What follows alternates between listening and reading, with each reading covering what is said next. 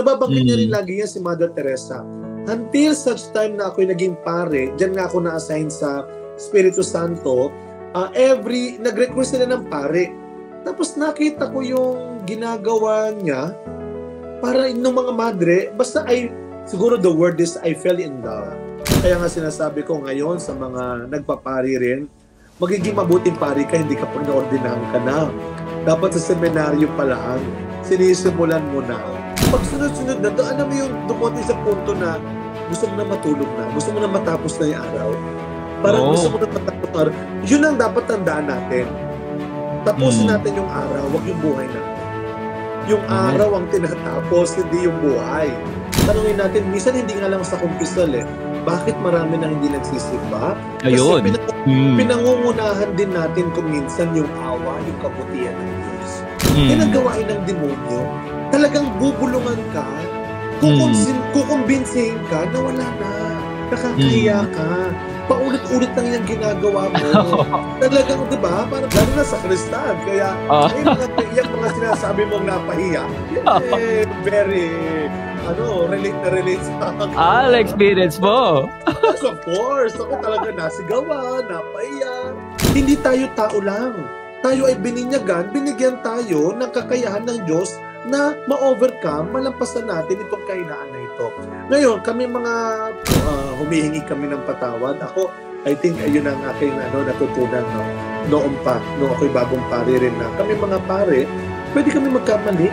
Lord, thank you, binigyan mo ako ng magandang deed for man lang, yan man lang, kasi sabi ng mga tao, si Father, ang ganda ng ngiti. Alam mo, minsan, sa isang balasipo na parang, okay na yata. Sadyang gusto rin siguro ng Nazareno na sa ganoong paraan siya makilala rin. Na hindi sa kung anumang titulo. Minsan nga matatawa na lang ako, halimbawa, nagtagpo yung dalawang deboto ni Maria. Mas magaling ang Our Lady of Fatima sa Lourdes. Mas effective daw. Kaya inisip ko kayo mga naging guest nyo, nakakapag-focus ba to? Habang nagluluto? Yung iba nahihirapan talaga sinasabi nila. Pag after nung taping na, ang hirap po talaga. Kaya if you will see, may mga guest kami na minsan namamali na, may mga guest kami na hindi na kami kinakausap. Loneta MC, para bang, ano ba to? Blocked by the netizens. Parang ganon. Sabi ko, ako to didinig na ako. Then yun na nga. So, hindi naman ako kagad nag-react. Dinignan ko muna yun. After nun sa radyo, inimbitahan na ako ni Karen Davila. Sabi nga niya, yung isa is mga binabato nila, maingay, binastos. Una, binastos yung misa. Wala naman na kami ng misa. So parang, okay. So pag-aaralan mo na lang, kaya nga Italian. Siya nga yung nagsulat sa kanyang, I think, Twitter niya na meet my newfound friend, Father Hans, bash but not crushed. Amen. Pero, yung sakali ba, Father, mag-host ka ulit, kung ako po'y tatawagin pa rin ay pagkakatiwalaan ko, ay bakit hindi. So, dapat tayong itama, dapat tayong ayusin aayusin at itatama para sa mas ika-aayos pa na. Pero, dahil in fact, may mga ilan ding mga nagparating din naman ng kanilang paghingi ng sorry sa akin. Of course, bawat yung magpatawad ka at humingi ka ng tawad is the same healing process. Binigay ni Lord ang problema na ito, pinagbintangan mo sa Lord, ikaw itong nangutang. Tapos, sabihin mo, binigay ni Lord yung problema mo. Avoid occasions of sin. Ikukuno-kumpisal natin yung mga kasalanan natin. Pero ang next question dyan, babalik ka ulit doon? Doon sa lugar na kung saan nagkakasala ka? Doon sa mga tao kung saan nagkakasala ka? I got a very, very serious accident na talagang I was almost dying na noon. No? So, yun yung, siguro hindi pa ako pare. Alam ito ng mga kaibigan kong pare. I tried na lumabas na at hindi na magpare. Dahil mahirap dito, tatalino nila, mahirap sa kalooban, iba-iba ugali, at mahirap dito sa dating pagtagal. Tama, oo. Ang Tagalog niyang ganito, binagsak pero hindi nawasak. O yun. Bumagsak pero hindi ka nila mawawasak. What you can do, Ganda it is your power. And what others can do to you, it's your choice. Never allow them to make you a victim, but victim. Huwag kayo plastic. Napapagod din kayo. Gusto sabihin, hindi. Kaya ko to. Uy, naku, pag ikaw bumigay ang katawan mo, wala ka nang magagawa para kay Lord. Alam mo, Hans, you cannot save the world. You are not Superman. You cannot save the world. But of course, human as we are, gusto natin tumulong.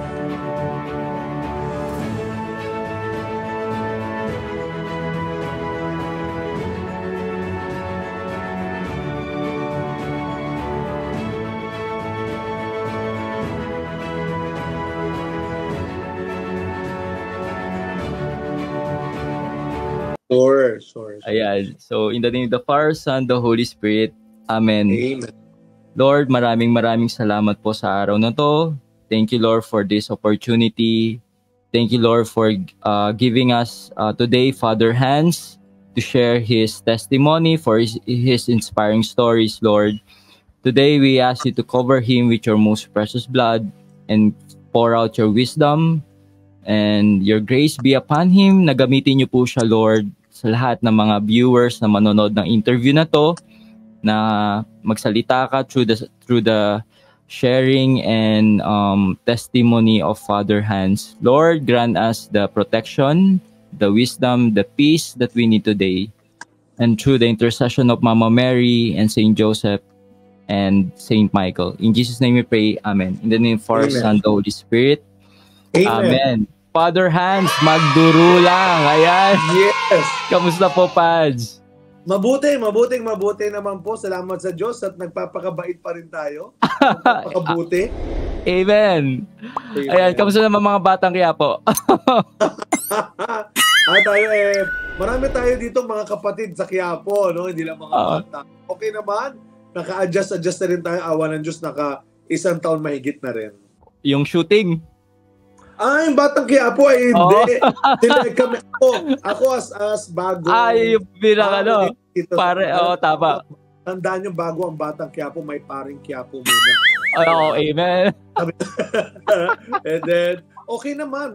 Sila naman maayos naman dito, nakikipag-coordinate naman sila. Well, in fact, sila ay naging bahagi rin ng ilang social and pastoral service ng Quiapo. Naging bahagi sila. Tumulong sila. Wow. Nagkaroon kami, I think last time, nagkaroon kami ng medical mission sa collaboration ito ng Batang Quiapo team at saka nila Coco Martin saka ng isang company, medical company, medicine company. Yung shooting ba nila? Everyday ba ginagawa yan sa Hindi naman. Lalo na ngayon medyo, saka sila when they do their taping, I think, I believe, ano naman to, yung parang pangmaramihan maramihang eksena, maramihang tapings na. Kaya hindi to kailangan araw-araw. Hindi naman. By schedule din. Saka, I believe na with proper, coordination sa mga leaders, local government, mga dito sa barangay, sa simbahan, meron naman. I'm sure mas maraming dumadayo dyan ngayon. Siyempre, after ng pandemic. Oo. Yes. Talagang masasabi natin na halos kagaya ng before pandemic na tayo dito. Halos kagaya ng before pandemic. Pero mapapansin mo talaga at sana nga magtuloy-tuloy na yung for example, basic na face mask lang, alcohol, nasanay na. May mangilan-ngilan. Marami pa rin naman nasanay kahit na hindi na nare-require ang face mask. You can still see. In fact, kahit mga pare, may mga pagkakataon din na kami, we still show naman. Parang encouragement pa rin. Sayang naman yung natutunan natin na kalinisan ng pandemya. Yes. Ito ibabaliwalain natin. Lalo na kung meron kang sipon or nararamdaman, mas okay din, di ba? Tama. So, ano yung Pads? Bumalik na yung parang medyo nagtatabi mo ka dyan sa Quiapo?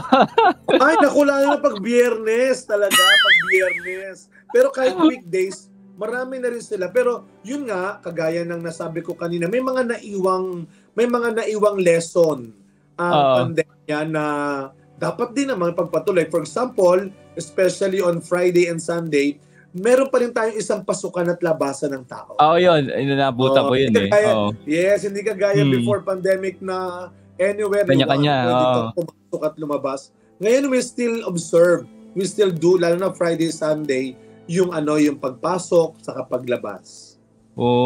Kasi kung hindi nyo po matatanong, Pads, talagang before pandemic, palagi ako nandiyan sa Quiapo. Talagang nagpupunta ako dyan, nagdadasal. Marami naman kasi talaga tayong mga kapatid. Even when I go abroad, saka kahit dito ngayon, may mga umuwi from abroad na talagang binabalikan nila ito because meron silang debosyon na para sa kanila. For example, sabihin na, Father, siya ang nagpaalis sa akin para bang siya ang dahilan bakit ako nakaparko, bakit ako nakapagtrabaho sa abroad. So, parang bumabalik sila. And it's a good sign. And it is a good sign and it's a good example din na kung paano tayo dapat wag makalimot. Tama. Oo. Naalala ko nun, yung sa Cavite pa ako nakatira nun, kasi ngayon nasa Antipolo na kami ngayon ng asawa ko. Yung single pa ako, talaga pupunta ako dyan, Pads, tapos magko-confess talaga ako dyan sa Quiapo. Dito rin ang confess alam ko, seminarista ako. Kahit hanggang ngayon pare, pero nga lang hindi ko kakilala yung pare, Diyos ko. Baka mamaya kakilala ko yung pare na kinukumpisan ako. Pero of course, minsan nga, pag nakumpisan ako, kakilala ko, sabi sa akin, may padaras, pakumpisan din ako pagtapos. Ano po po, Cesar ka? Pero para bang, kahit mga pare, maraming deboto. Maraming deboto ng Nazareno dito kami nangungumpisan din. And yun nga, nandito na ako sa Antipolo ngayon at very close pa rin si Birhen ng Antipolo.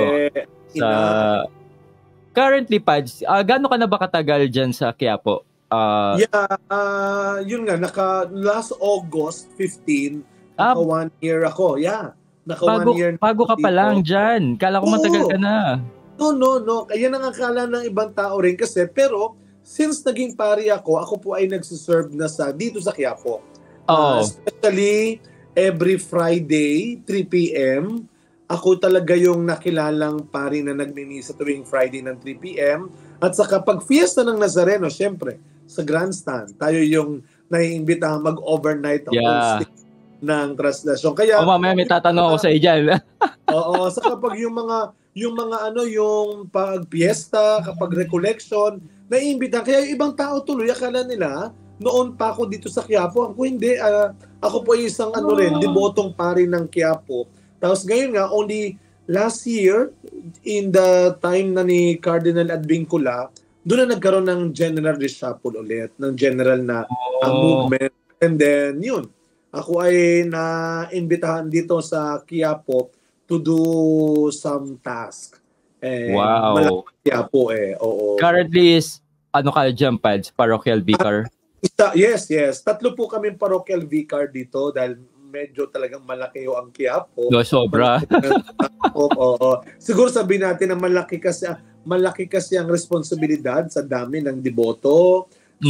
Kaya marami rin ang staff dito. So kami ay 3 parochial vicar. Ako yung isa, then si Father Jonathan Mojica, Father Robert Arellano, Father Jun Sesco ng ating parish priest and rector. Yes.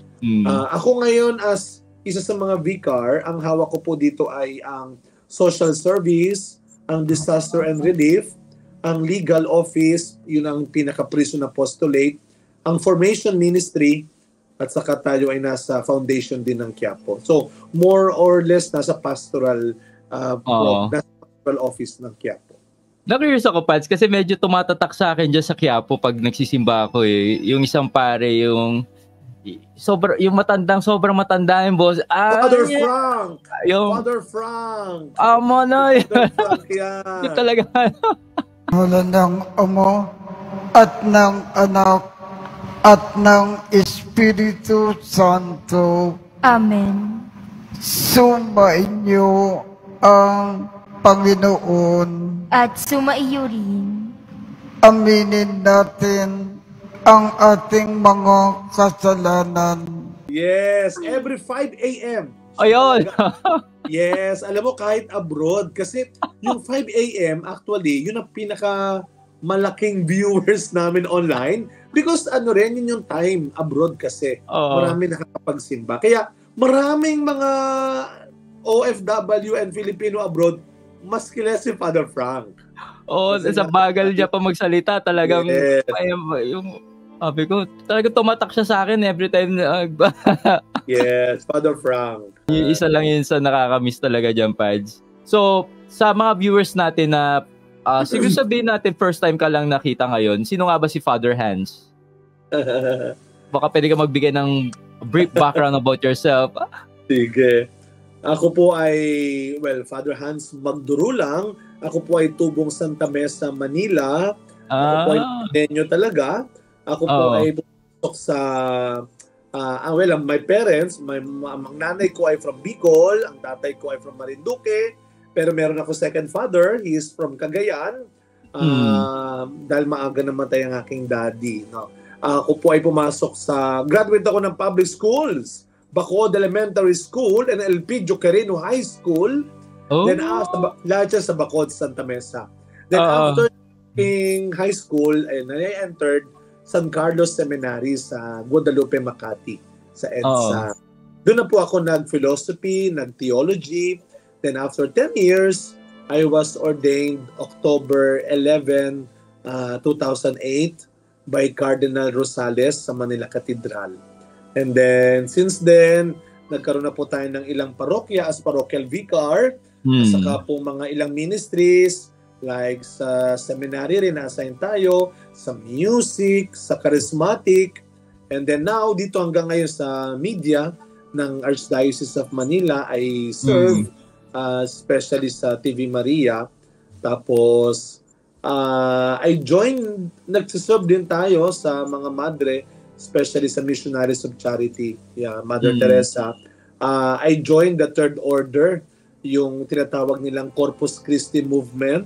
Ito ay founded also by Mother Teresa for this is for diocesan priest na nagsiserve sa Missionaries of Charity.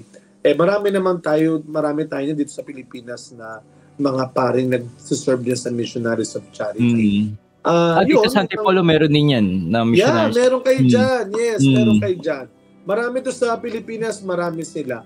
So, currently ako po ay nandito pa rin sa Quiapo Church, yung mga nabanggit ko ng assignment, and I still serve sa TV Maria, sa ilang charismatic communities, and then nagsiserve pa rin tayo sa pagbibigay ng retreat and some talks. Ayun, kaya ako ipakalat-kalat, paikot-ikot sa ating gawain, masayang gawain. Magkapit-bahay lang pala tayo dati, Pads, kasi taga-Tondo ko dati Tayuman. Manilenyo sabay Tayuman. Na-assign ako sa Espiritu Santo. Talaga? Kailan? Yan ang aking first assignment as parochial vicar. Anong year? 2008. 2009. Alumni ako sa Manila Cathedral School Oo. Doon talaga katabi niyo ang Missionaries of Charity. Oo. Yung dalawa. Until now, nag-serve pa rin naman ako doon sa Home of Joy, sa Home for the Dying and Destitute. Yung sa matatanda. Katabi niyo yan. Oo. Missionaries of Charity. Tama. Pero ngayon ko lang nalaman Missionaries of Charity pala yun. Yung katapat nyo, saka yung likuran ninyo.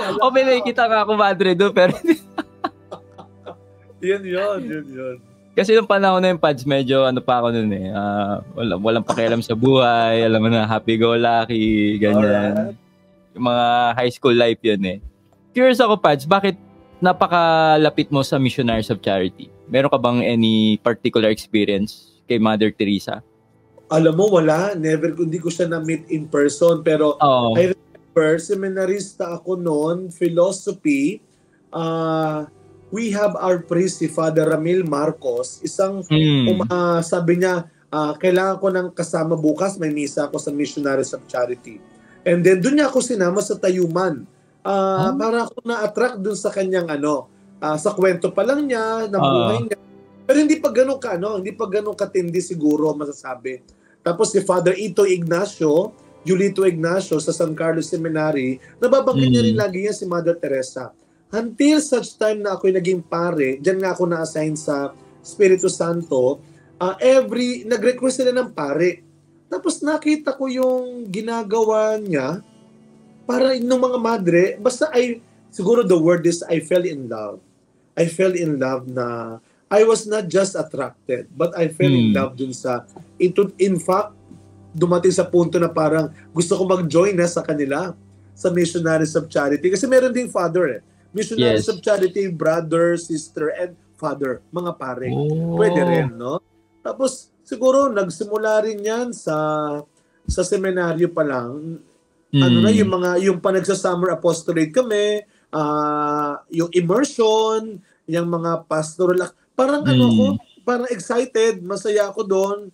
Doon kaya malaki, really nagsisimula, kaya nga sinasabi ko ngayon sa mga nagpapari rin, magiging mabuting pari ka, hindi kapag naordinahan ka na. Dapat sa seminaryo pa lang, sinisimulan mo na. Hanapin mo dyan yung doon magsisimula Doon magsisimula. Para bang, kahit naman sa anong punto ng buhay natin, yung success hindi magsisimula yan kapag nanalo nandun ka na. Tumaman ka na, kapag boss ka na, hindi.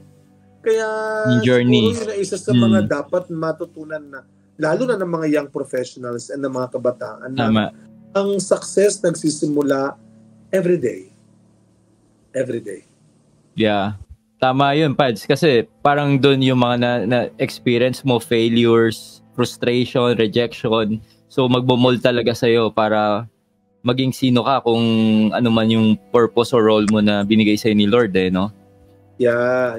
Every day, you discover, para bang araw-araw may kayang ayusin, baguhin ng Diyos sa iyo. At yung tagumpay ng buhay mo, wala naman lagi yan sa dulo. Kaya di ba sabi natin, it is more in the process than the product. It is more on the process.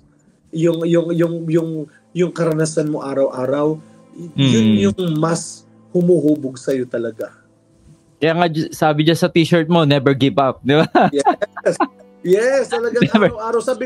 Sabi ko nga minsan may time na akala mo napakapangit talaga ng araw mo, no? Napakapangit ng buhay mo, no? Dumating sa punto na wala nang magandang nangyari sa buhay ko talaga. Correct. Parang napakapangit. Sabi nga nung aking natutunan ko lang din ito sa aking mga binasa na, I think it's not a bad life. It is just a bad day. Correct. Hindi pangit ang buhay mo, pangit lang gising mo. So, pangit lang ang gising mo. Mamaya, para bang pag sunod-sunod na, alam mo yung dumating sa punto na gusto mo na matulog na, gusto mo na matapos na yung araw. Parang gusto mo na matapos na araw. Yun ang dapat tandaan natin. Tapusin natin yung araw, wag yung buhay natin. Yung araw ang tinatapos, hindi yung buhay.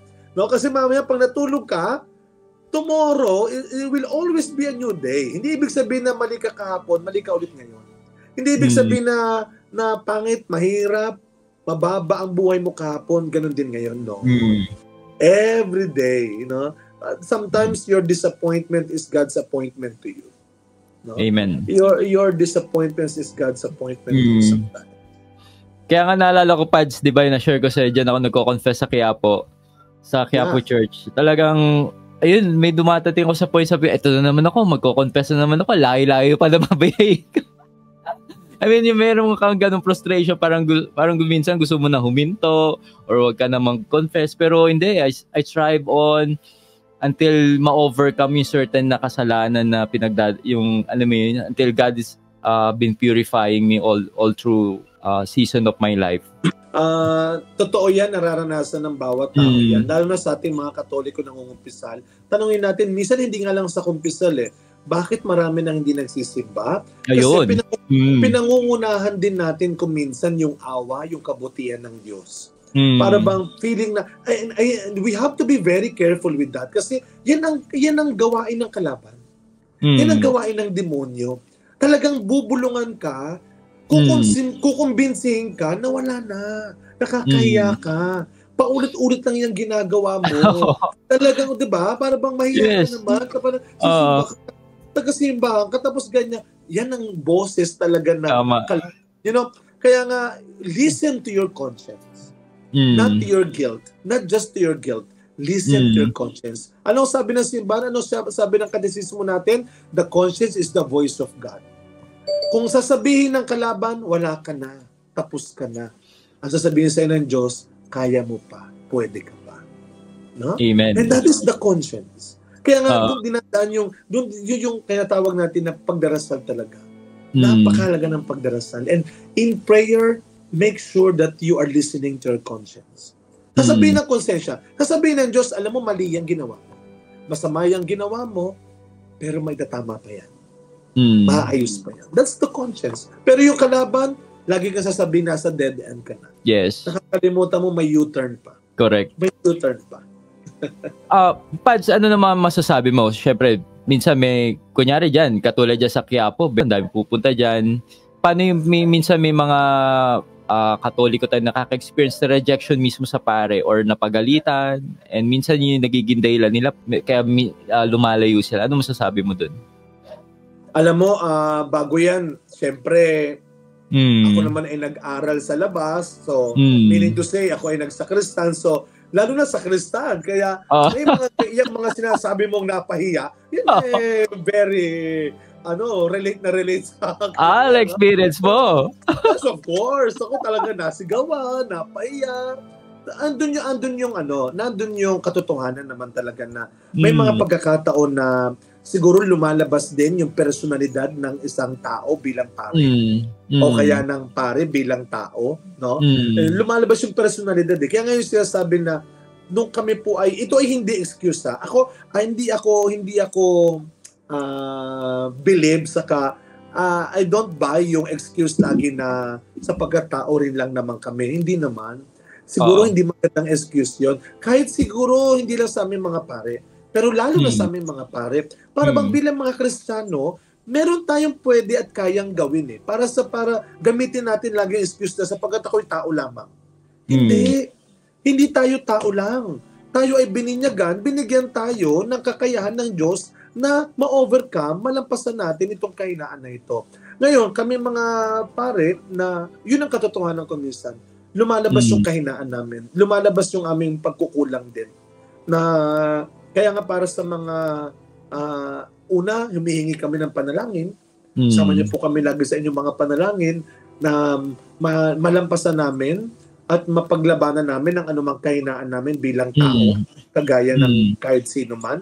At pangalawa, humihingi kami ng patawad. Ako, I think ayun ang aking natutunan noon nung ako'y bagong pare rin na kami mga pare, pwede kami magkamali. Nagkakamali po kami at humihingi kami ng patawad, humihingi kami ng sorry. Pero para sa atin na kagaya namin at kahit sino man sa atin dito na maging dahilan ng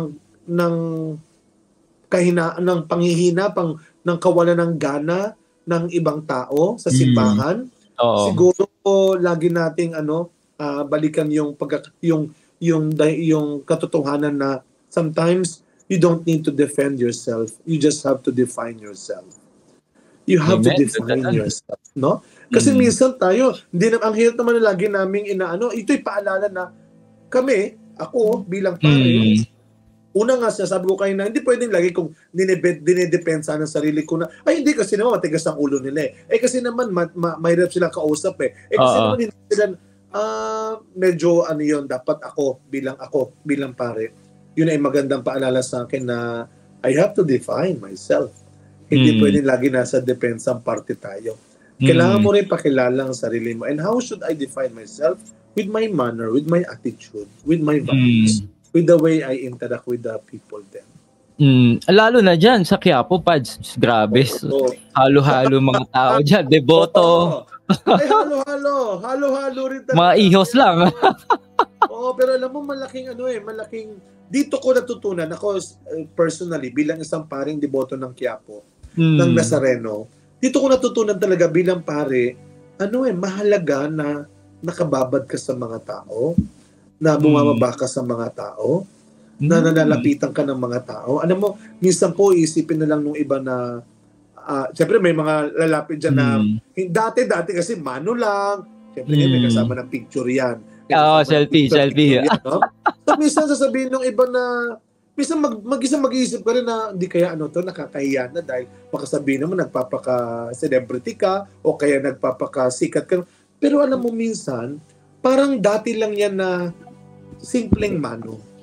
Pero yung pagkakataon na huminto ka sa kanila, kausapin mo sila, pakinggan mo sila, sa panahon natin ngayon, mag-selfie ka man lang kung kasama sila na alam niyo po, maraming beses nang pinakita sa akin kung gaano kalaki rin ang magagawa ng mga ganyang simpleng bagay.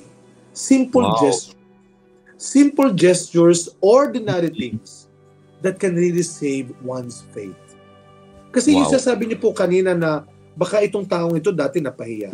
Itong taong ito dati natakot lumapit. Itong taong ito dati parang ilag lumapit. Pero nung ikaw, dahil siguro, ako po, with modesty aside, with all humility na siguro, dahil nasanay lang tayo na palangiti ka man lang, yung malangiti man lang, kaya Lord, thank you, binigyan mo ako ng magandang dimples man lang, yan man lang, kasi sabi ng bata, wow, si Father, ang ganda ng ngiti, alam mo, minsan, sa isang bandang sipon na parang, na yata yun, parang sobrang na yata yun, pero sabi ko nga, what if that is the only thing na pinanghahawakan nila? Amen. To stay. So, wag natin mamaliitin ang anumang kaligayahan din, kapayapaan din, kapanatagan. Kung para sa'yo, napakalit ng bagay na yan, tandaan natin, ginamit ni Kristo yan. Sa maliliit na bagay na ito, nagsisimulang ka. Anong ginagawa niyo doon sa mga ballpen na binabali doon sa Nazareno? Ay, mga lapis. Hindi ko alam yun. Yung lapis, pag nagbo-board exam, binabali yan tapos iniiwan doon sa Ginawa. Hindi ko alam yan, honestly. To be honest, hindi ko alam yan, Talaga? Oo. Ang alam ko lang dito, syempre, the usual na magpapabless. Kanina lang, nagmasa ko mga board exam. So marami sila na nagpapabless. Kaya lagi ko pinapaalala, huwag nyo nang ipabless yung mga calculator pag hindi gumana sa exam. Ako pa may kasalanan. Pag nabasa yan. O saka, bisa yung mga papel. Sabi ko, ilagay nyo na lang sa plastic envelope. Tapos, ipapre nyo. At saka, most of all, kayo ang magpabless, hindi yung gamit. Tama. Correct. Kayo mag-bless Kaya minsan pag inaano sa mukha ko yung gamit nila, ay pinapato ko yung kamay ko sa ulo nila. Kayo ang mag-exam. Kahit na gano'n pa yung calculator mo, pag walang laman yung ulo mo, wala kang masasabi.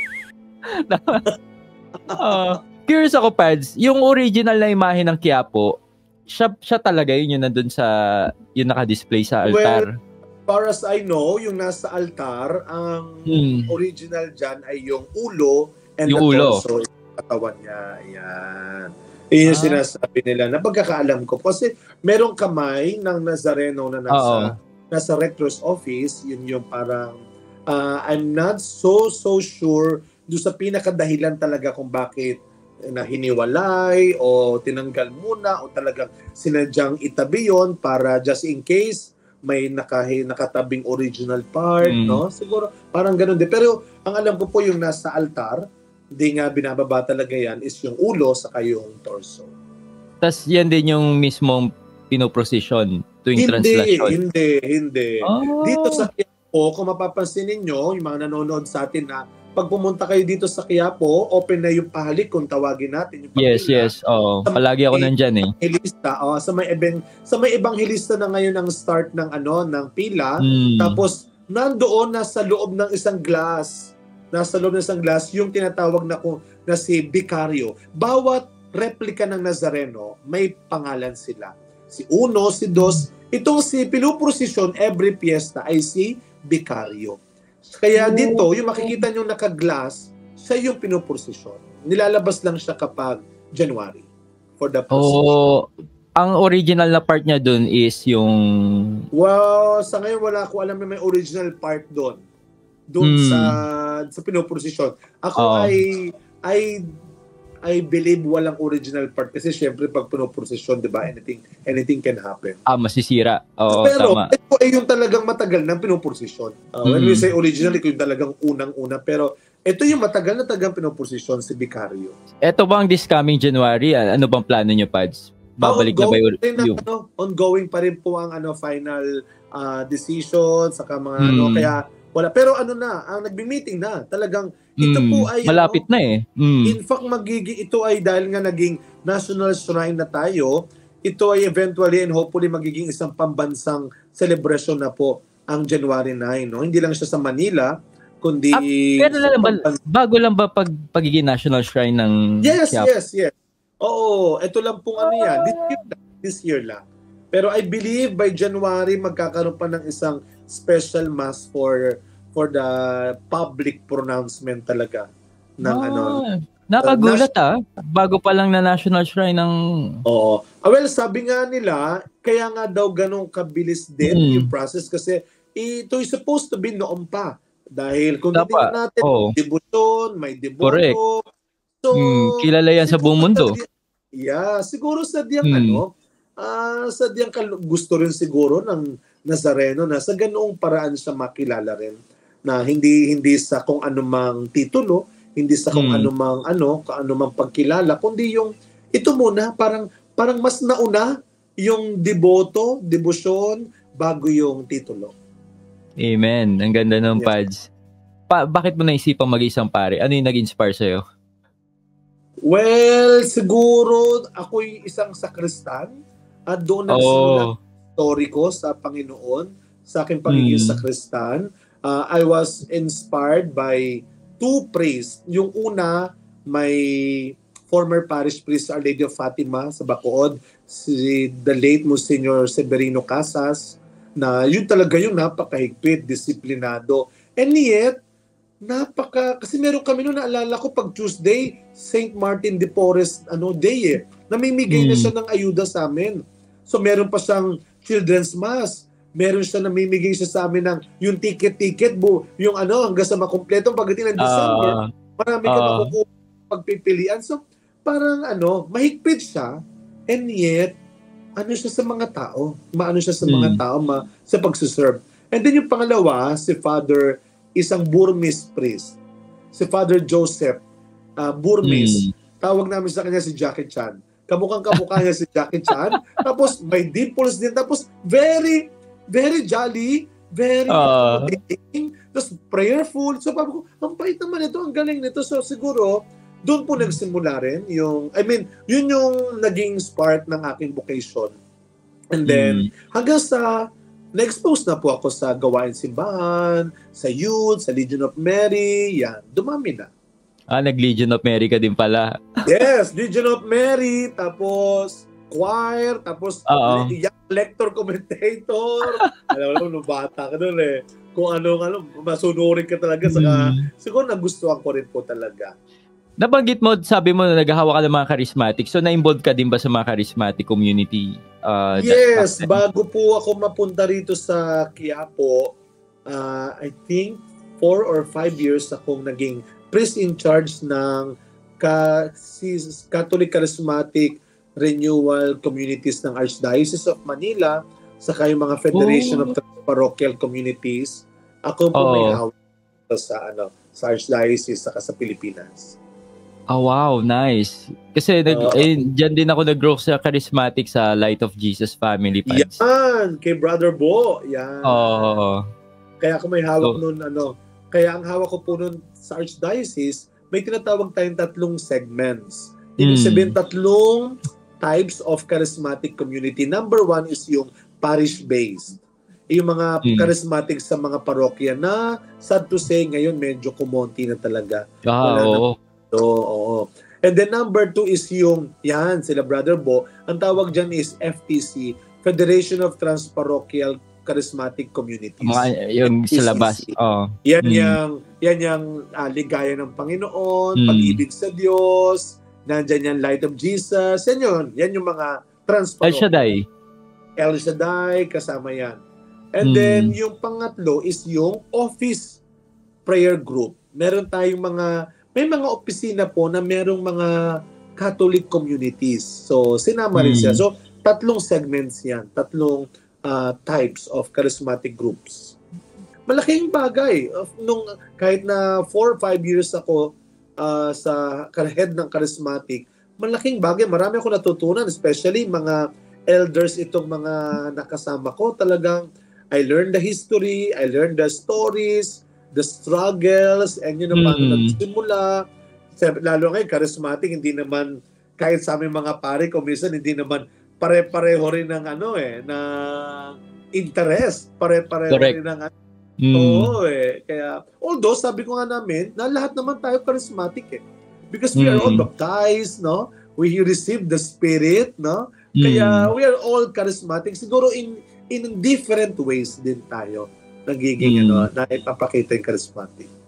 Yes. Actually, may naririnig ako minsan may mga issue na parang, yun nga, yung mga ibang pare hindi tinatanggap, parang nagiging kompetensya ng simbahan yung gano'n yung nagiging dating. Huwag naman. Kaya nga, I always tell this sa mga retreat ko. Kahit na anong community, avoid these two letters C. Number one, competition. No? Number one, competition. Competition. Avoid letter C, competition. Huwag kang tingin mo sa ibang ministry, huwag kang tingin mo sa ibang grupo, kakompetensya. Kakompetensya sa simbahan, kakompetensya sa attention, kakompetensya sa schedule, kakompetensya sa fundraising. So, so huwag kakompetensya. Pero hindi ka rin dapat huwag ka rin dapat kakontsaba. Huwag kang kakontsaba rin, siyempre, no? Hindi ka iyan yung kakompetensya, competition. At number 2, hindi ito not competition and not comparison. Avoid competition and comparison. Sometimes, dumarating sa punto na para bang, kung ako kaya ko, dapat ikaw kaya mo rin. Kung kaya ko magbigay ng ganito, dapat magbigay ka rin ng ganito. Kung kaya ko pero iba-iba tayo ng pinanggalingan Iba-iba tayo ng kakayahan, iba-iba tayo ng laman ng bulsa, iba-iba tayo ng laman nito, iba-iba tayo ng kakayahan. So, hindi pwedeng laging comparison. Bakit sila ganun? Bakit? So, sabi ko dyan, not competition, cooperation. Not comparison, compassion. Yun yung dalawa. In any community talaga, no? Hindi ito competition, cooperation. Sabi nga doon sa bilangguan sa Baseco, nagmisa kami ng Missionaries of Charity, na kinulang yung dala namin, sabi nung head ng mga nakabilanggo, huwag kayo mag-alala, Father. Akong bahala. So sabi niya doon sa mga kasama niya, wala mo nang kukuha. Makakaya at magkakasya kung hindi tayo magkakanya-kanya. Makakaya at magkakasya kung hindi tayo magkakanya. Yeah, it's not competition. But cooperation, no? Cooperation. Yung bang, sana ma-practice natin yan, yung the word collaboration. No? Mga vlogger nagko-collab di ba? So, well, may tinatawag tayong healthy competition, pero parang ang common denominator niyan is yung collaboration. Na kaya tayo nagkakaroon ng healthy competition dahil may collaboration muna. Dahil gusto natin na lahat tayo. I mean, kung may aangat man, sana unti-unti, hindi man sabay-sabay, unti-unti. Lahat. Let's face it, hindi naman sabay-sabay. Hindi naman sabay-sabay ang pag-angat, pero mahalaga, may umaangat. Tama. May umaangat. So, hindi siya dapat competition, cooperation, and then not comparison but compassion.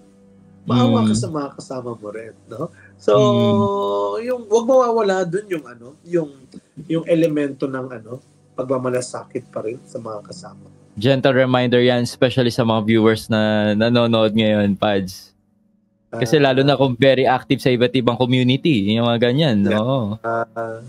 Minsan sabi na, ayoko na dito mag-serve kasi mas okay dito. Yung may ganun Minsan nga matatawa na lang ako, no? Halimbawa, nagtagpo yung dalawang deboto ni Maria. Sabi mas magaling ang Our Lady of Fatima sa Lourdes. Mas effective daw. Ito na lang. Hindi, doon ako sa Sacred Heart kaysa sa Quiapo. Mas maganda Sacred Heart. Mas powerful. Talagang makikita mo na kahit sa atin, andun yung temptation. Of course, pero hindi naman ibig sabihin nun, we will just easily give in and give up na lang, no? Kaya nga may word na struggle and perseverance. Amen. And Pads, doon sa ginagawa mo dyan sa yung segment mo sa TV Maria, yung testimonies, pwede mo bang ma-share paano nagsimula yan? Well, alam mo, May ka ba talaga kumain? Kumain, oo. Kumain, oo. O magluto? Hanggang doon lang. Kumain, makipagkwentuhan. Hanggang doon lang. Sabi ng nanay ko, kailan ka pa natutong magluto? Ma, di ba nakita mo naman, puro kwento lang ako doon sa katikim. Wala naman lutong nangyayari, ma. Sabi ko, hindi marunong magluto talaga. Pero ang original na host talaga niyan, si Father Roy Belien and Father Jojo Buenafe. Silang dalawa talaga. So, these two priests are really in charge of TV Maria. Sila ay mga bossing yan sa TV Maria. Then ako po ay hanggang sa parang hindi yata pwede si Father Jojo that time. So ako ang kinuha nila. Until sabi nilang, ikaw na lang kaya maging regular. So sabi na, si Father Jojo naman ay pumayag na. So sabi ko, why not? Sabi ko, enjoy lang naman. So yun, naging na kami ni Father Roy Belien. Since season 10, naka-season 10 na. Oo nga. Curious ako, lahat ba nang naluto doon, nasarapan talaga kayo? Siyempre masarap. Sabi ko nga sa mga guests namin, Father, natatakot po kami kasi baka po, huwag kayo mag-alala. Kaming bahala sa inyo. Kahit anong mangyari, masarap yan. Hindi, talaga namang masarap. Siyempre, nasa panlasa rin talaga na may mga bago kami na tikman, na ganun talaga ang lasa niya. Talaga, masarap naman. But of course, ang pinakamasarap talaga dyan is yung kwentuhan talaga. Oo nga Part yun. Kaya nga inisip ko kayo mga naging guest nyo, nakakapag-focus ba to? Aba nagluluto? Yung iba nahihirapan talaga, sinasabi nila. Pag after nung taping na, ang hirap po talaga. Kaya if you will see, may mga guest kami na minsan namamali na, may mga guest kami na hindi na kami kinakausap. So makikita mo kasi iba-iba eh. Pero may mga guest kami, like, lalo na yung mga artista, saka yung mga ilang mga nasa online celebrity rin na sanay sila. Sanay sila magsalita. Kaya struggle din sila, challenging. But at the end of the taping, sabi nila, we just enjoy, Father. Sabi nila, saya rin, Father. Oo nga. Sino nakaisip ng ganung concept, Pads, na nagluluto tas sharing of faith? Sila Father Roy, sila Father Jojo na po yan siguro. Sila po ang nagkaroon yan testimony. Kasi nga, di ba, I think, meron po niya sa EWTN eh. Meron tayo dyan na. Yung Pilipino. Si Father na na-interview ko na rin yun eh. Si Father Leo. Father Leo Patalin. Basta yung Father Leo. Nag-ano siya, nagluluto rin. Kaya yun, parang siguro doon na kinuha yung concept. And then, ang ganda, testimony, no? Yung taste and testimony, nagpapatotoo habang nagluluto. Yeah. At sobrang inspiring yun. Paano nyo hinahanap yung mga guests nyo? Kailangan ba magaling magluto, Pads? Hindi naman. Actually, marami kami naging guest na hindi talaga sila nagluluto. Talaga, Oo, yeah. Kaya nga may mga, kabubuking tuloy yung iba, no? May mga guest kami talaga na, may kasama talaga silang coach. I mean, yung cook nila, yung parents nila, yung asawa nila, nandun din. Kaya minsan, pagkat niyan, papasok yung asawa, ilaw pa yung niluto mo. Minsan naman, sabihin ng magulang, sabihin yung guest namin, ma, tama ba yung Kaya it's talagang relax and napaka-sarap ng karanasan. When you are in the studio, in fact, last time, may mga viewers pa na nagpunta talaga sa studio para manood lang. So pwede palang manood ng mismo segment. Marami po mga nagme-message sila. Kasi pag pinapanood ko, nag-enjoy ako eh. Yung yung mga story, ganyan. Yeah. Ayun. Tsaka napanood ko kay Brother Noe Doran. Sabi ko, napakahirap ng niluto nito. Pero grabe yun. Di ko akalain ganun siya tawang-tawa talaga ako sa punchline niya. Sabi ko, nabugulat ako. Kasi, siyempre, dumating siya, wow, parang kagalang. Pastor. Oo, talagang Pero, wow, nung siya nagkwento na about his conversion, about his faith, about his great mission now, galing. And all of them. Wow. Kaya I'm praying na mas tumagal pa yung yung Because section ng Pads. ang maganda dito, iba-ibang iba-ibang estado ng buhay. May mga ordinaryo, may mga artista, may pare, may mga abroad, so iba-ibang kwento ng buhay na nakakatuwa kasi alam mo yung minsan tatanungin namin baka kasi ordinaryo to, bumaba yung view o kaya wala masyadong, pero hindi, consistent. So ibig sabihin, na-realize ko din yan, Pads. Kasi syempre pag artista yan, kasi artista kaya ang laki. Mag-attract ng viewers. Yeah. So ibig sabihin, ang habol na ng tao ay hindi yung guest, kundi yung kwento. Yung kwento. Yung lesson. Tama. Yung aral. Yun na yung hinahabol nila. Yung kumbaga yung trademark na nabuo nyo doon sa show na yun, na nagbibigay kayo ng story. So, siyempre ang special part, ang maganda yung last part na siyempre. Yun yung pinakamahirap sa amin kasi siyempre magtatanong ko na, anong reflection mo? Siyempre, tanong lang kami ngayon Bisa nahihinto pa kami. So, but of course, the flow of the Holy Spirit, the inspiration, is really talagang moving talaga. Amen. And Pads, nakita yung habang nire-research ko yung tukol sa'yo, nakita ko tong naging interview mo sa year 2015, yung nangyari doon sa PayPal Mass. Yung parang naging...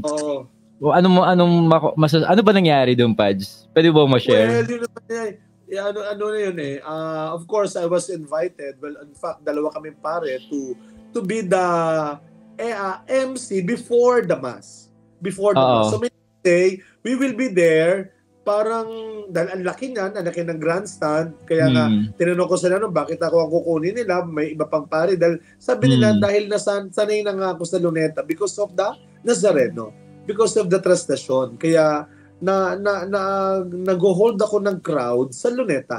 So, isa po yun sa mga pinaliwanag nila sa akin kung bakit ako. And then, yun nga, gagawin lang namin is, mag-guide sa mga tao, mga announcement, yun talaga yung trabaho namin. Mag-announcement, magturo ng sinulog dance, kasi sinulog yun So, magbigay ng instructions sa mga tao, before the Mass, mag-practice ng kanta, mag-guide sa kanila. Yun. So basically, before the Mass kami. So then, siyempre umuulan nun, maraming tao, maraming nagkakawalaan. So may time na yung rosary, kinakailangan i-cut kasi may kailangang i-announce, may kailangan... At everything naman are all instructions given to us. Okay. Yun ay talaga instructions given to us. Then, nag-mass, then natapos kami, ang saya-saya, the bishops were there, talagang palakpakan and pasalamat, congratulations sila sa akin, din sa amin. Then the following day, yun na, nakita ko ba? Sabi ko para, nagsisimula pa lang yun yung mga online na. Yes, di pa ganun yun Luneta MC, para bang, ano ba to? Blocked by the netizens, ang tawag dyan? Parang ganon. Sabi ko, ako to di tinignan ko, then yun na nga. So, hindi naman ako kagad nag-react, dinignan ko muna yun, pinag-iisipan hanggang sa, may mga tumatawag na reporter. Sabi naman, di kagad ako nagsumagot niyan. Of course, nag-consult muna ako sa mga pare na in-charge dyan. Sila sa media, yan. Kasi sabi nila din, once and for all, you talk, sabi niya. Sumagot ka lang sa tanong nila. Lalo na dyan si Nis Karen Davila, saka si Julius Babaw. Si Vic Lima. No, si Vic Lima. Okay. Sa DZMM yan. Sila yung nasa radio. Kasi si Vic Lima is from Tayuman. So kaibigan ko siya. Kaibigan ko talaga siya. Tapos si Karen Davila, doon ko na na-meet sila. Dahil makilala naman kami ni Sir Vic Lima. Yun na. Then paliwanag na. Then after nun sa radio, inimbitahan na ako ni Karen Davila. Then sabi nga niya, isa sa mga binabato nila, maingay, binastos. Una, binastos yung misa. Wala naman na kami ng misa. So parang, okay. So pag-aaralan mo na lang, kaya nga hindi rin Yun nga yung sinasabi ko nga sa'yo kanina na, yun yung sinagot ko naman kay Karen. Siya nga yung nagsulat sa kanyang, I think, Twitter niya na, meet my newfound friend, Father Hans, bashed but not crushed. Sabi niya. Amen. But not crushed. Pero, yun yung sabi, siguro, sabi ko nga kay Miss Karen, kung may napangitan, nainis, nagalit, then yun nga, I apologize talaga, humingi ng patawad. Pero doon sa mga marami rin nagsabi naman na magaganda, salamat po na nauntinan nyo. Parang, Ben, ba't tatanungan ni Miss Karen noon kung sakali ba, Father, mag-host ka ulit, kung ako po itatawagin pa rin at pagkakatiwalaan po, ay bakit hindi naman po, no? So, kung dapat tayong itama, dapat tayong ayusin aayusin at itatama para sa mas ika-aayos pa na ano. Pero that was really a big I think leap of faith para sa akin, no? Leap of faith din talaga yon, and it is really, sabi ko nga, kung maraming challenges, maraming saving grace, no? Mas maraming saving grace pa rin naman. So malaking bagay. Paano mo na brush it off yung Pads? Dinamdam mo ba yun ng... Huli, yun ang worry ng lahat sa paligid ko. Even my family, talagang alam mo, parang mapifeel mo na parang they are worried for you. Parang, pero sa akin, siguro salamat sa Diyos, ito ay grasya. Lahat ay biyaya. So, salamat sa Diyos, binigyan niya ako ng ganong disposition. Siguro malaking bagay yon. Yung tatlo yan Una, magandang relasyon. I have my family, I have my good friends, I have my parishioners. Then, bukod sa relasyon, yung disposition, malaking bagay. Malaking bagay. Alam mo, hindi mo iasa lagi sa kondisyon at sitwasyon. Yung magiging ikabubuti, yung magiging kapalaran ng buhay mo. Kundi nasa disposition mo rin Para bang the only difference between a good day and a bad day is your attitude. Wow. It is how you are going to deal with things in front of you. So, hindi mo pwede, nasa sayo rin yan. It's your disposition in life. And then, lastly is yung devotion, yung prayer. Malaking bagay. So, para sa akin, unti-unti, kaya nga binibiro ko yung iba nun pag iniimbitahan nila ako, sabi ko, alam ko na kung bakit nyo ako inimbitahan. Gusto nilang makakichismisan, Gusto nila ako makilala si Luneta MC. Then, natawa. Then, yun nga, in fact, may mga ilan ding mga nagparating din naman ng kanilang paghingi ng sorry sa akin. No? Of course, bawat yung magpatawad ka at humingi ka ng tawad is the same healing process naman yan. Yung pagpapagaling hindi lang sa nagpapatawad, kundi sa pinapatawad yan. Doon sa pinapatawad. Yes. Kaya malaking bagay yun. Kaya yun nga, na healing, sabi nga ni Pope John Paul II, there is no peace without forgiveness. There is no peace without forgiveness. Siguro kaya rin ako nagkaroon ng kapanatagan, kapayapaan nun. Kasi una-una, humingi ako ng tawad sa Diyos, humingi ako ng tawad sa sarili ko, at humingi ako ng tawad sa mga tao. At panghuli is, tinanggap ko yung mga humingi ng tawad yun. Kaya may kapayapaan. Ganda nun. And speaking of social media, Pads, ngayon, yung mga kabataan na ngayon, especially yung mga TikTok days, may mga AI pa, yung mga picture, ganyan. Parang hindi na nga sila yung nandoon Parang yung approval ng tao ay kailangan makukuha sa likes or shares or dami ng... Ano masasabi mo doon, Pads? Ikaw, lalo na active ka sa online. Alam mo, siguro wag nating kalimutan, hindi biyaya ang pandemya. No, hindi biyaya ang pandemya. We should never always put things as gawa ng Diyos at bigay lang ng Diyos na para bang ang hirap sabihin na binigay ng Diyos ang sakit na ito. No. Ginawa ng Diyos ang problema ito. Hindi. Sabi ko nga, bakit sasabi mong binigay ng Diyos ang sakit mo, ikaw itong kumain ng taba at ng bawal, tapos sasabihin mo binigay ni Lord yung sakit mo. Tapos sasabihin mo, binigay ni Lord ang problema na ito. Pinagbintangan mo sa Lord, ikaw itong nangutang. Tapos sasabihin mo, binigay ni Lord yung problema mo. So para bang hindi biyaya ang pandemya, pero maraming naging biyaya ngayong pandemya. Hindi biyaya ang pandemya, pero maraming naging biyaya kagaya mo ang panahon ng pandemya. So isa dito, I believe, is yung Pope Francis said at the onset of this pandemic. Sabi niya, this pandemic is not a judgment of God, but for us to judge which is essential and not. Amen. This pandemic is not a judgment of God. but for us to judge which is essential and not. So para bang hindi tayo tinapos, inayos tayo. Sana hinayaan mong inayos ka ng Diyos nitong pandemya.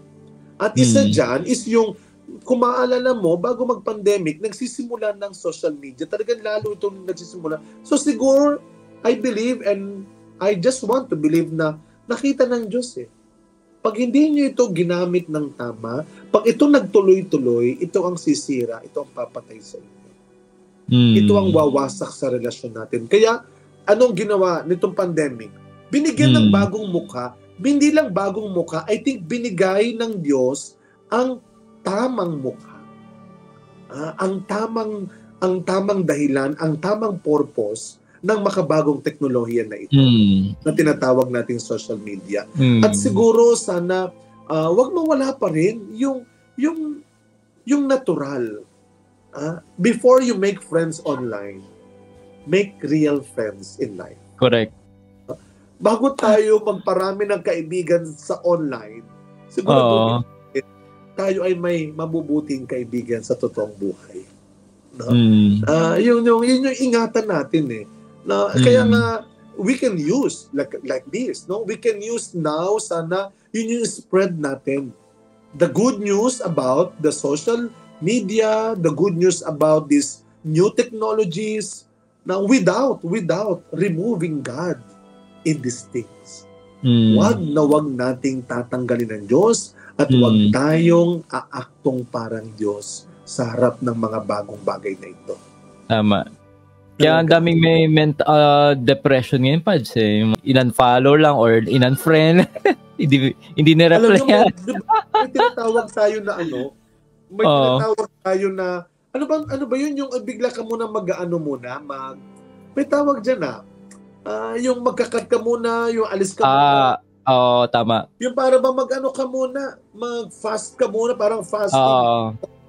Parang kung hindi na nakakatulong sa'yo. Ito lagi sinasabi sa kumpisalan, avoid occasions of sin. Diba? Avoid occasions of sin. Kumpisal natin yung mga kasalanan natin. Pero ang next question dyan, babalik ka ulit doon? Doon sa lugar na kung saan nagkakasala ka? Doon sa mga taong kung saan nagkakasala ka?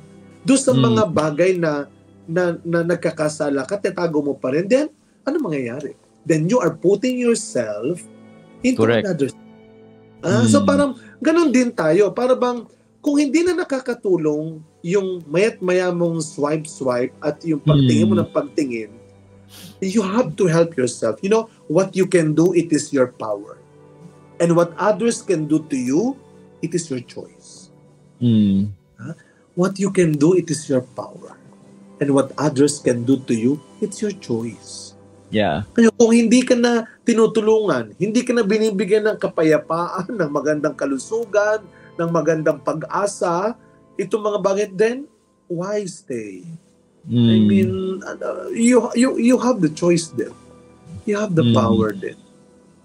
Kaya nga may narinig ako, Pads, ng gadget daw ngayon, cellphone, para daw yung Golem Ring ngayon. Golem Ring, yung sa Lord of the Rings, yung My Precious. Talagang it can make you or break you. Yeah. It can make you or break you. Pero then again, sabi nga, everything is grace. Everything is grace. Kung hahayaan lang natin na grasya ng Diyos at hindi disgrasya ang magiging resulta ng bawat biyayang dumarating sa buhay natin. Curious ako, Father, meron bang any particular sa buhay mo na experience mo na pwede mong ma-share na parang crisis or rock bottom na pinagdaanan mo in your life na pagtagumpayan mo? Well, yun naman ay malaking bagay yon, isang bagay yon na marami talagang itinuro sa akin, dinulot din sa akin. Kaya nga, yun, sabi ko sa inyo kanina, sometimes your disappointment is God's appointment to you. Amen. Your disappointment is God's appointment to you. And yun nga, siguro, yung time na yon, isa yan, malaking challenge yan. Saka yung mga, alam mo, kahit ganito ako, sakitin ako.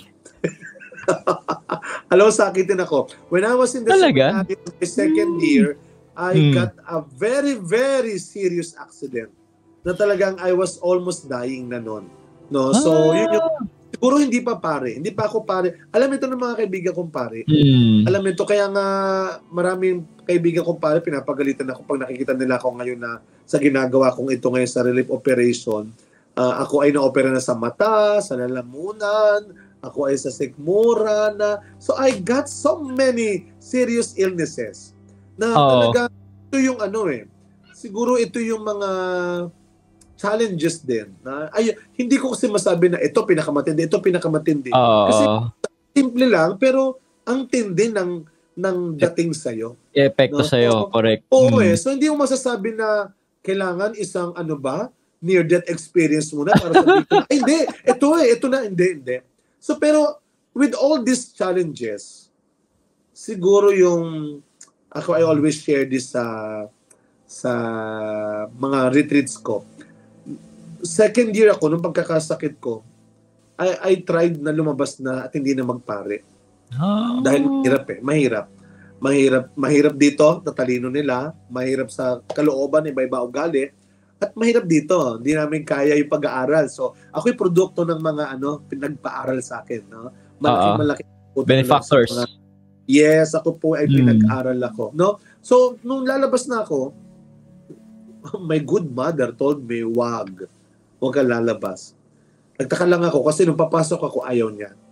Nung lalabas ako, ayaw din niya. Kaya hindi ko na alam talaga. Hindi ko na alam, wala na gusto ng nanay ko. Sabi ko pa, ayaw mo talaga, gusto mo pa. Then sabi niya, kaya mo yan. And then pray. No? So malaking bagay yon, yung mga words na yon, kaya mo yan, magdasal ka.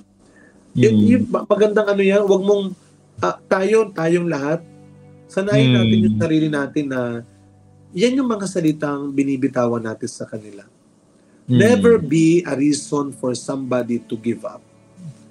Never be a reason for somebody to lose their faith. Parang yun man lang. Kaya mo yan, magdasal ka. And then, binigyan ako ng nanay ko ng isang frame. Ako hindi ko nadala dito. Hanggang ngayon nasa akin pa. Alam ko binili niya yun sa papel roti. Kasi yun wooden frame na may nakalagay na ang ganda-ganda. I would like to share. Sige, Pads. Nakalagay lang doon, you are down, but you are not yet done. You are down, but you are not yet done. Maraming bagay. Yung pagkakasakit ko, yung mga sinasabi mong challenges, tao, pagkakamali, these things can put you down. Pero mag-uusap tayo ngayon because pinaalala sa akin after that, grabe. I'm not yet done. I'm not yet done. Sabi ko nga pag dito sa Quiapo mas maganda pag Tagalog. Mas may dating pag Tagalog. Tama, oo. Ang Tagalog niyang ganito, binagsak pero hindi nawasak. O yun. Diba? Kala ko binagsak pero hindi marupok. Binagsak pero hindi nawasak. Ganyan talagang maraming bagay, no, mga kapatid, maraming bagay ang magpapabagsak sa iyo araw-araw.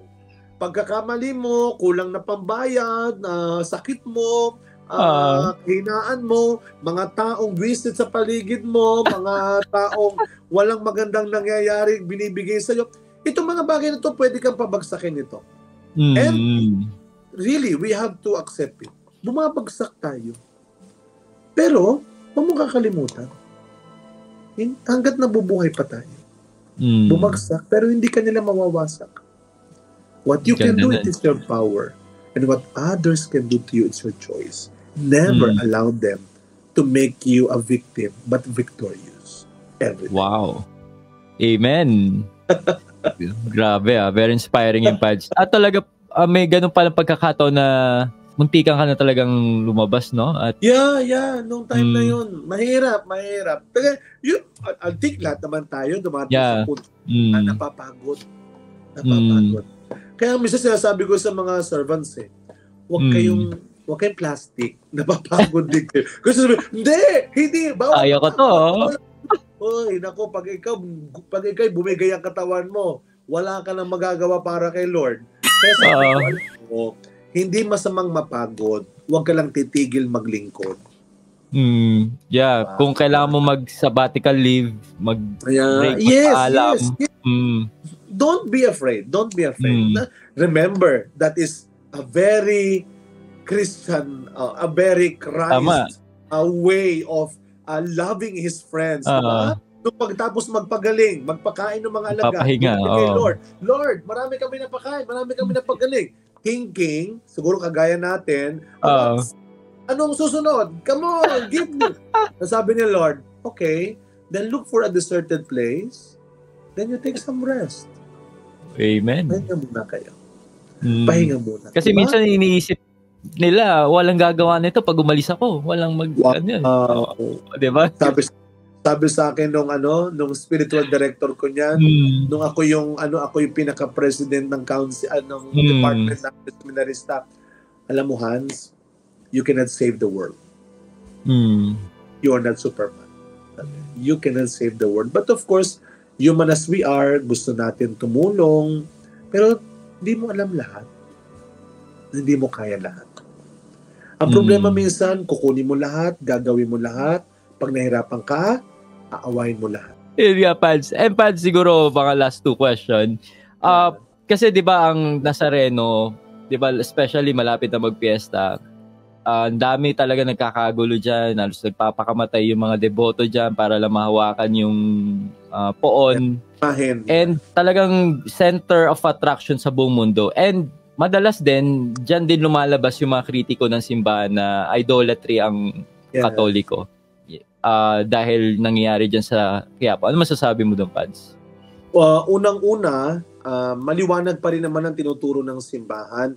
Hindi tumitigil ang simbahan sa pagbibigay ng tamang katesismo sa mga tao ng pagsamba na tanging sa Diyos lamang tayo sumasamba. Tayo ay nagbibigay galang, tayo ay nagbibigay ng respeto sa mga imahe na ito na bilang larawan ng Diyos natin na sinasamba natin. So tuloy-tuloy ang pagtuturo ng simbahan diyan. At pati sa mga kababayan natin, kapatid natin, lalo na mga kadeboto natin.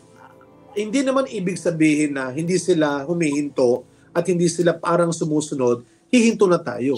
Susuko na tayo, hindi. The church will continue. The church will still remain faithful to her teaching sa tamang katesismo natin. No? Kaya nga, tuloy-tuloy ang simbahan ng pagtuturo na yung sana tayo mga kadeboto na nakikinig na makakarinig nito na ipakita natin hindi lang yung debosyon natin. Malaking bagay na pinapakilala natin sa buong mundo. Ako po nakapagpunta na tayo sa ibang bansa para harapin din yung mga deboto ng Nazareno, Singapore, sa UAE, sa Hong Kong. So, at ito marami tayong mga kapatid na deboto sa iba't ibang bansa. Meron tayong international devotees. Ito we have in UK, we have in Israel, we have in Asia, Australia, America. Marami tayo. Pero ito lagi ko pinapaalala sa kanila. Una, palalimin, patibayin, pag-aralan natin mabuti ang ating debosyon sa Nazareno. Ibig sabihin, magsimba tayo, makinig tayo ng salita ng Diyos, pag-aralan natin ang tinuturo ng simbahan tungkol sa debosyon, sa Nazareno, sa ating pananampalataya. So, palalimin natin ang debosyon natin. Hindi tayo dapat tumigil sa pagpapalalim nito. Pero, baliwala ang debosyon kung walang pagmimisyon. Ganda huwag na kalilimutan. Sabi nga sa Biblia, ang pananampalatayang walang gawa, patay. So sana maalala natin na itong debosyon natin, at kahit na anong pang debosyon, kay Maria, sa Santo, Sacred Heart, Lourdes, lahat ng debosyon dapat magtulak sa atin papunta sa ating Kristiyanong misyon. And that is I think the real essence of every devotion. Our devotion, our faith should always lead us to our Christian mission. Wow. Amen. Kasi yan ni madalas kritiko, batikos, pero napakaganda talaga na ikatekay sa mga mga deboto. Opo. At sana pakiusap ko rin sa mga kapatid naman natin na nakakaunawa na kagad, saka nakakaintindi sa mas malalim pa, mas mataas na aral ng katesismo, ituro natin sa iba, ipakita natin sa iba, use the social media. Correct. Now, no? This is the best time. Collaboration ninyo at ng simbahan. Sinasabi niyo nga po ninyo, no, na magagamit natin ito. Diba? Sabi, channel of new evangelization din. Amen. Gusto ko nga palang i-promote ang ating magagandang merch sa Merchiful and sa Shopee. At I would like to thank Merchiful team for creating this beautiful Catholic merch. So, itong suit ko ngayon, katulad nito, Team Maria. Ayan, so kung nakikita nyo, isa to sa ating mga merch na binibenta sa ating merchandise. If you will buy this kind of merch, katulad ito, itong t-shirt na ito, itong Team Maria, ay matutulungan nyo ako na mas patuloy ko pang magawa itong mission work na ginagawa natin. Itong social media evangelization na ginagawa po natin. Dahil katulad po ng sinabi ko, lahat po ng ito ay may cost po ito. Your help in supporting me in this merch will help me to continue this mission more and more at makapag-invite pa tayo ng marami pang mga Catholic guests para mas ma-improve pa natin itong ginagawa natin sa ating online evangelization. And also, thank you so much mga ka-faith sa inyong mga dasal sa ating ginagawang mission. At sa mga interested na mag-avail ng ating mga Catholic merch, okay, katulad ito, itong Team Maria. Ilalagay ko yung link sa Merchiful Shop. Kung ikaw ay nasa abroad, pwede ka rin kahit nasa Pilipinas, Merchiful Shop. Ilalagay ko yung link. Pero kung mas sanay ka sa Shopee, ayan, available din yan sa Shopee. So, ilalagay ko yung link sa taas or sa baba ng video na to. Or sa comment section, ilalagay ko dun yun, nakalagay program announcement. I-click nyo lang yun at makikita nyo yung specific link kung saan kayo pwede maka-avail na itong merch na ito.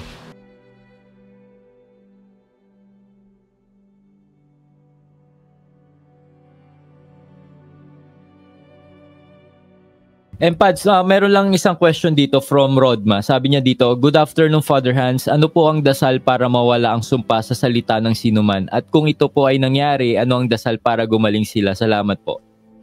Number 1, tatandaan natin, walang masamang dasal ang pinakinggan ng Diyos.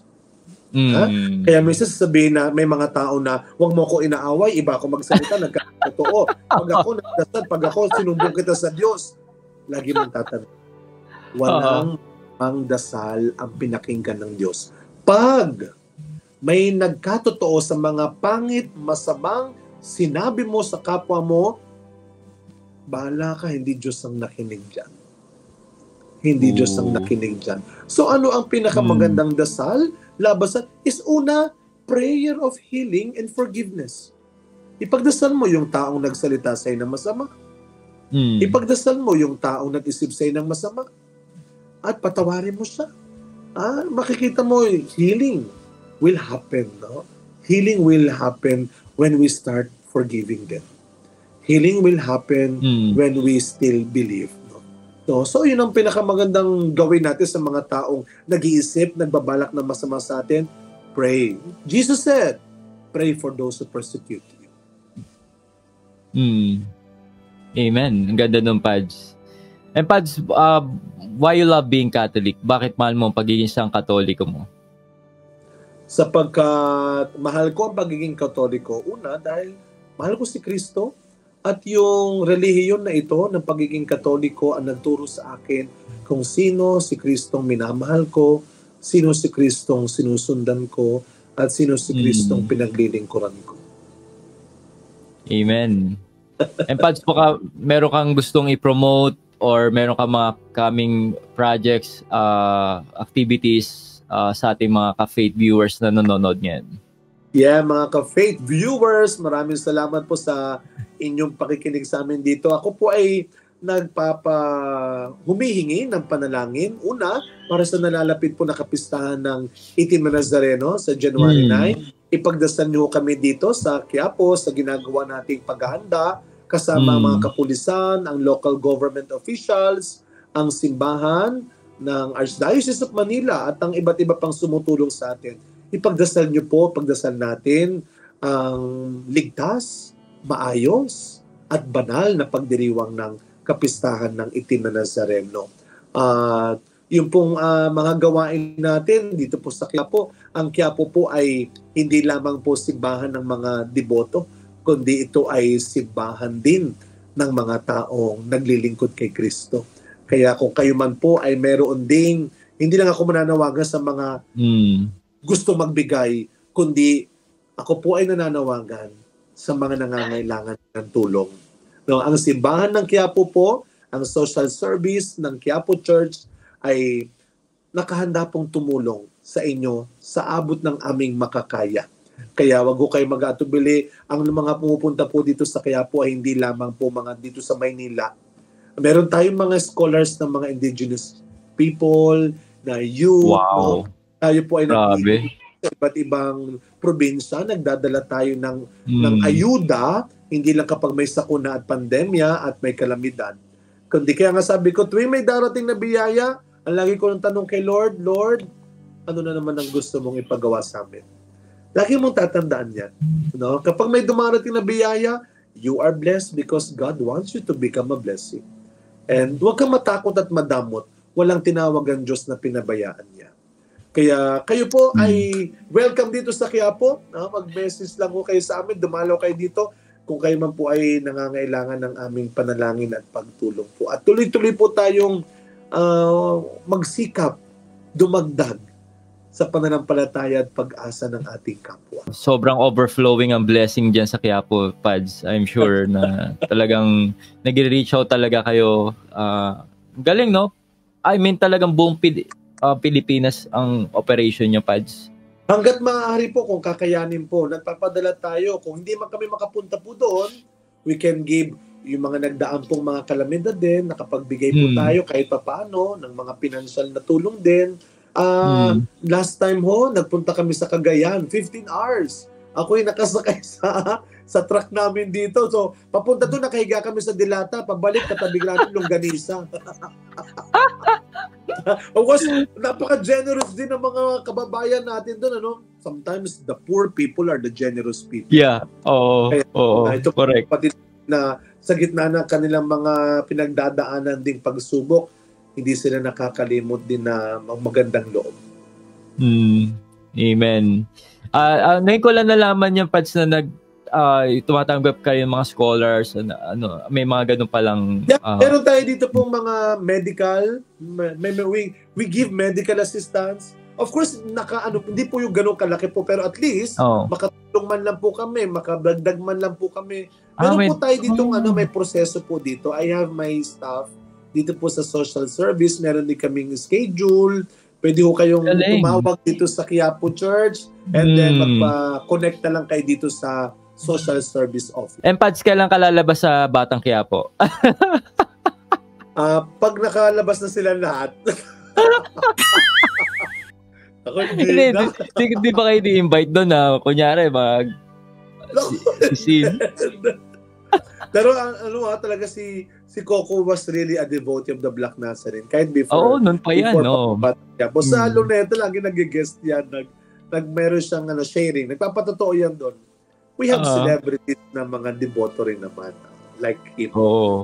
Paano nyo dinidil yung mga manghula dyan sa gilid ng Quiapo? Yung mga nagbebenta ng mga, alam mo na, superstitious. Meron din tayong mga rin yan. Ang mga barangay at ang kapulisan, sila rin po ay kumilos na, ang pagkakaalam ko po bago pa ako dumating dito, mas naging clear na yan nabawasan na po yaan. Pero I believe may mga nagsasabi rin na meron pa. Pero kami po dito sa Quiapo, pinapaalala pa rin. Tuloy-tuloy po kami. Lalo na kami ang hawak ko po na office dito ay formation.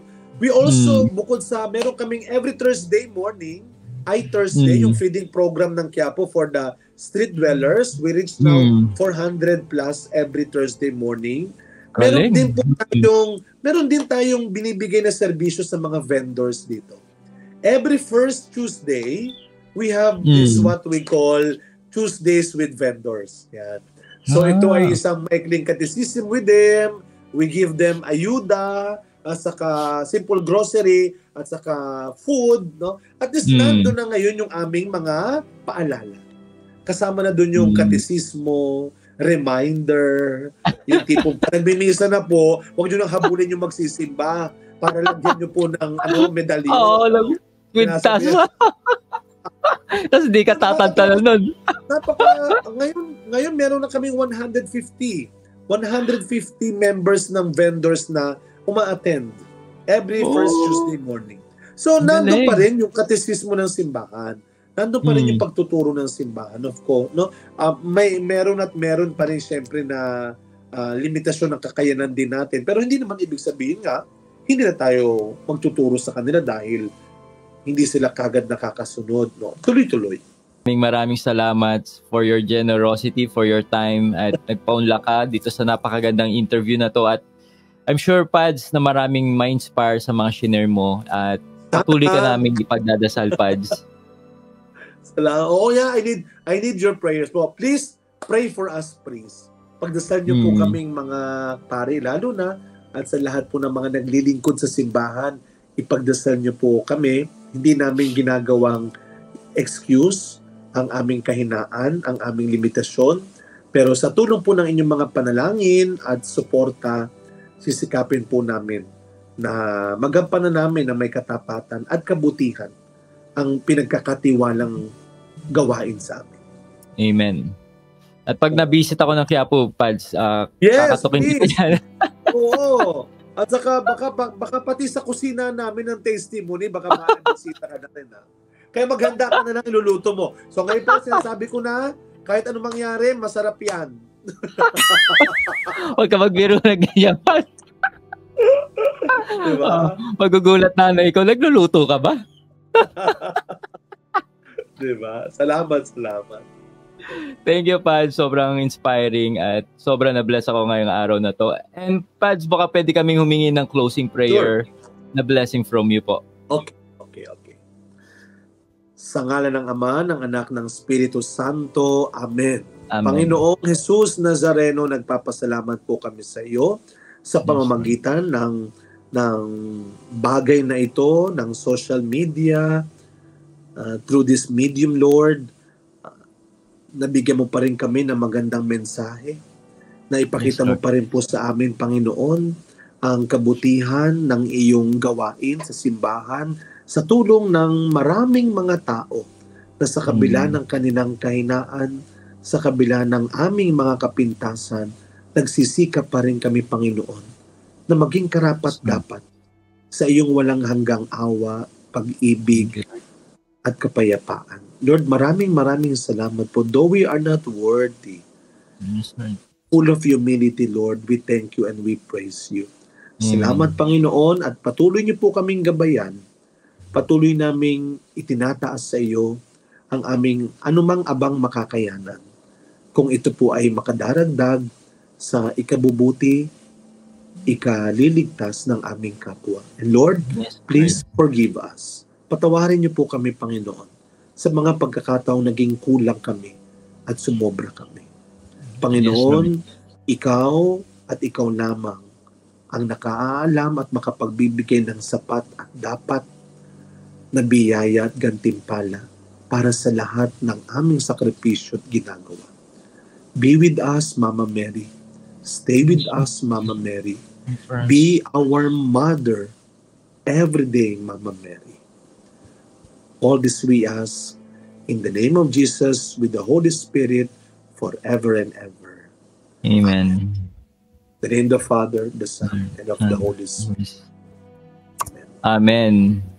Pagpalain ka pa lalo ni Lord at patuloy kaming magdadasal at susuporta sa lahat ng mga gagawin mo.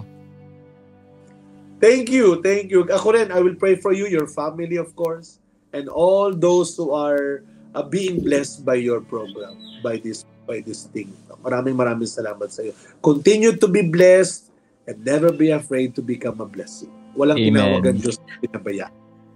Yes, Lord. Thank you po, Pads. Hope to see you in person po. Yes. God bless po. God bless you. God bless you. Good night po. Bye.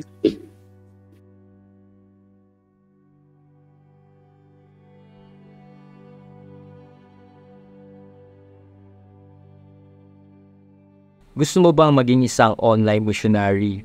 I'm sure sobra ka na-bless at na-inspired dito sa vlog or interview na pinanood mo ngayong araw na to. Alam mo, bilang isang online missionary, hindi ka lang basta dapat nag-like or nag-comment dito sa pinanood mo ngayon. Make sure na i-share mo to sa mga friends and relatives mo.